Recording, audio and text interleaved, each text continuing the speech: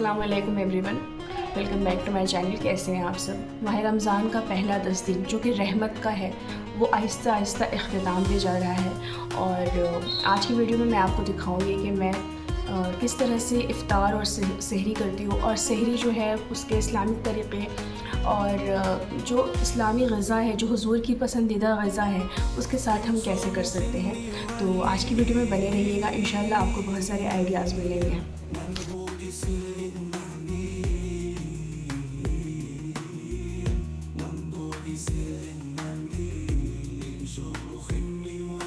हुज़ूर सल्लल्लाहु अलैहि वसल्लम जौ बहुत पसंद फरमाया करते थे, क्योंकि ये हाई फाइबर भी है, ये सेहत के लिए बहुत मुफीद है।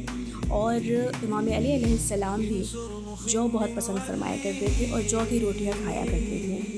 उसमें आप कुछ काजू, कुछ बादाम वगैरह, अखरोट डाल सकती हैं। उससे क्या होगा कि आपके उसके हेल्थ बेनिफिट्स बहुत ज़्यादा हैं और ये हमारी सेहत के लिए, हमारे बालों के लिए बहुत अच्छी है। अच्छा, कलौंजी जो है, कलौंजी और शहद, ये रसूल खुदा सल्लल्लाहु अलैहि वसल्लम को बहुत पसंद था, यानी उनकी फेवरेट डिश थी। तो और थोड़े से जो फ्रूट्स का जो हिस्सा होता है वो, उसमें मैं हमेशा अनानास पसंद करती हूँ लेना, क्योंकि मुझे बहुत पसंद है अनानास। इसके भी हेल्थ बेनिफिट्स बहुत ज़्यादा हैं। As a women, as a girl, आपके लिए ये बहुत फ़ायदे हैं। ये बदन पे चर्बी नहीं जमने देता और ये हमारे हार्मोनल इश्यूज़ को भी सॉल्व करता है। और उसके बाद से मैं ग्रीन टी लेती हूँ। ग्रीन टी जो है वो हमारे लिए, ये आप सहूर में कभी ना लें। ग्रीन टी जो है आप सहर में कभी ना लें। ग्रीन टी हमेशा आप इफ्तार बाद लें। अगर सहर में लेंगे तो आपको कमज़ोरी हो सकती है। और उसके साथ मैं बनाना लेती हूँ। बनाना बहुत ज़रूरी होता है, वो वेट लॉस में भी हेल्पफुल होता है और वो हमारे अंदर आयरन का भी सोर्स है और वो हमें काफ़ी ताकत भी देता है, एनर्जी देता है। तो इफ़्तार मैं दिन से ही बनाना शुरू कर देती हूँ। आज मैं बनाने जा रही हूँ मटर पनीर और साथ में राइस बनाऊँगी। राइस मैं गरम गरम बनाऊँगी, फ़िलहाल मटर पनीर बना रही हूँ। तिलावत करने के बहुत फ़वाइद हैं। माह मुबारक में तिलावत करना रिकमेंडेड भी है और कोशिश ये करनी चाहिए कि एक कुरान ख़त्म कर लें, लेकिन मैं तो नहीं कर पा, पिछले 2 सालों से मैं नहीं कर पा रही हूँ। बिकॉज़ हसन जब से हुआ है, अल्हम्दुलिल्लाह, वो भी एक ज़िम्मेदारी है और हसन माह रमज़ान में ही पैदा हुआ था, तो थोड़ा मेरे लिए डिफ़िकल्ट हुआ और अभी भी है। लेकिन एक बच्चे को रेज़ कर रही हूँ, ये भी एक इबादत है और मैं पूरी कोशिश करती हूँ कि जब भी मुझे मौका मिले मैं इबादत करूँ, मैं अल्लाह ताला से माफ़ी मांगूँ, इस्तिग़फ़ार करूँ और जो भी छोटे मोटे आमाल हैं वो मैं ज़रूर बजा लाऊँ। तो अभी मैं थोड़ी सी तिलावत करूँगी। उसके बाद हसन अगर उठ गया तो उसको थोड़ा सा उसके, वो उठता है तो वो गोद में ही रहता है लगभग आधे घंटे। उसके लिए मुझे मेंटली प्रिपेयर रहना पड़ता है, तो उसको लेके थोड़ा देर बैठना होता है, ठीक है। फिर इफ़्तार का वक्त हो जाएगा तो इंशाल्लाह मैं इफ़्तार और इफ़्तार की बरकत और अल्लाह हुज़ूर सरवर कायनात मोहम्मद मुस्तफ़ा सल्लल्लाहु अलैहि वसल्लम ने डेट्स के ज़रिए रोज़ा खोलना क्यों कहा है, ये सब चीज़ें मैं आपके साथ शेयर करूँगी इंशाल्लाह।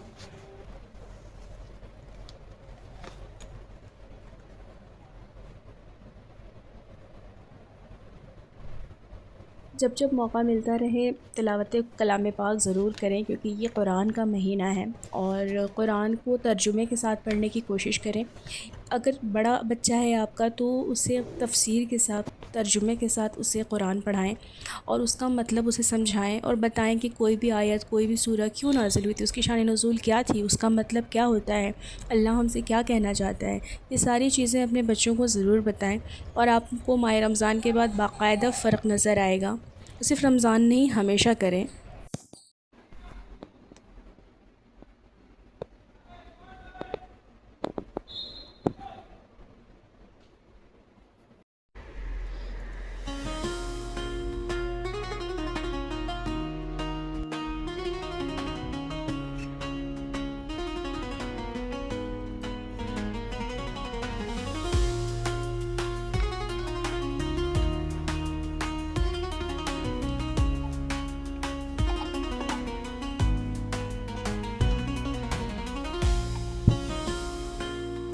इफ़्तार में बस थोड़ा सा ही वक्त बचा था तो मैंने थोड़ी सी तिलावत कर ली। हसन की सोने की टाइमिंग थोड़ी सी बदल गई है, वो आजकल 4 बजे से 6-7 बजे तक सोता है।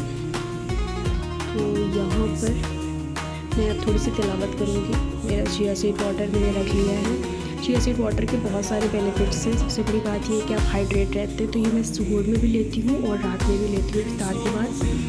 और ये जो वफूर है ये मैंने अमेज़ोन से मंगाया है। और अब मैं आराम से इबादत करूँगी। हसन सो चुका है और ये मेरा टाइम जो होता है ये बेस्ट टाइम होता है। मैं सारा कुछ दिन में पकाती हूँ, जितनी मेरी इफ्तार होती है सब कुछ मैं दिन में पका लेती हूँ, जैसा कि मैंने आपको वीडियो में दिखाया। मेरी इफ्तार रेडी है और आप सोच रहे होंगे मैं अकेले इफ्तार क्यों कर रही हूँ, क्योंकि हसन के बाबा इस वक्त ऑफ़िस होते हैं और वो ऑफ़िस में ही इफ्तार खोलते हैं। जब मैं ये सब कुछ डेकोर कर रही थी तो हसन की शर्त थी कि इसको यहीं पर रखिए, यानी उनकी ऑटो और उनकी कार यहाँ होनी चाहिए। सो मैंने उसको यहीं पर रहने दिया। और ये मैं कलौंजी और शहद है इसके बहुत सारे फ़वाइद हैं, ये डाइजेशन में भी हेल्प करता है, तो मैं इसको ज़रूर लेती हूँ। ये एक इस्लामिक डिज़र्ट भी है, अरबियन डिज़र्ट भी है और इसको आप ट्राई करें, बहुत फ़वाइद हैं। ये वेट लॉस में भी हेल्प करता है और ये एक इस्लामिक डिज़र्ट है। सो हनी जो है वो हुजूर की बहुत ही फेवरेट ग़िज़ा थी और कलौंजी भी वो बहुत पसंद फरमाया करते थे। तो आज जो है वो मैं हमेशा एक गिलास ठंडा पानी ज़रूर लेती हूँ। चिया सीड मैंने हॉट वाटर में सोक किया था, बट अब वो भी ठंडा हो चुका है। यहाँ पर डेट्स से हम लोग रोज़ा क्यों खोलते हैं, तो हुजूर सरवर कायनात की सुन्नत है। हुजूर जो हैं उन्होंने डेट्स को इसलिए रिकमेंड किया बिकॉज़ ये हर ज़माने में हर वक्त पाई जाने वाली चीज़ है। दूसरी बात ये है कि ये हमें इंस्टेंट एनर्जी देती है और नमाज में हमें सुकून भी मिलता है और फ़ौरन दिन भर की भूख के बाद जब हम ये डेट्स लेते हैं तो ये आयरन का भी बहुत ही अच्छा सप्लीमेंट है। सो हमें डेट्स से रोज़ा खोलना रिकमेंडेड है, वाजिब नहीं है बट क्योंकि सुन्नत है, रसूल खुदा सल्लल्लाहु अलैहि वसल्लम भी खोला करते थे तो हम भी खोलते हैं। तो ऐसे वाजिब अमल नहीं, लेकिन सुन्नत है और सुन्नत पे अमल करना सवाब है। तो अब हम लोग रोज़ा खोलते हैं, फिर मैं मिलती हूँ आपसे रोज़ा खोलने। रोज़े में हमेशा ये कोशिश करनी चाहिए कि बहुत ज़्यादा ना खा लें, ठीक है। आपकी सेहत भी ख़राब हो सकती है, डाइजेशन में भी इश्यूज़ आ सकते हैं और अगर हमें डाइजेशन सही से नहीं होता तो माह रमज़ान में मसला हो जाता है अगला रोज़ा रखना। लिहाजा इन चीज़ों का ख्याल रखना है। और रोज़ा जो है वो सिर्फ ज़बान का नहीं होता, सिर्फ भूखी रोज़ा नहीं है। रोज़ा जो है वो आँखों का भी है, कान का भी है। ऐसा ना हो कि हमसे ग़ीबत हो जाए, ऐसा ना हो कि हम न चाहते हुए भी कुछ ऐसा कर दे जो अल्लाह को बुरा लगे, क्योंकि एक्चुअली रमज़ान में ना क्या होता है कि शैतान तो कैद है, अब हमारे और हमारे नफ्स के बीच की लड़ाई है।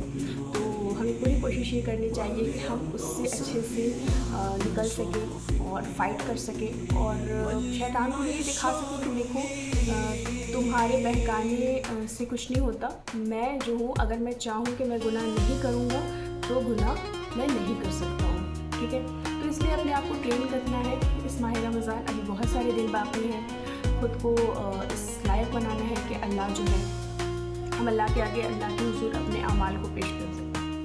ब्लॉग पसंद आए तो चैनल को सब्सक्राइब कीजिएगा। मिलते हैं एक अगले ब्लॉग।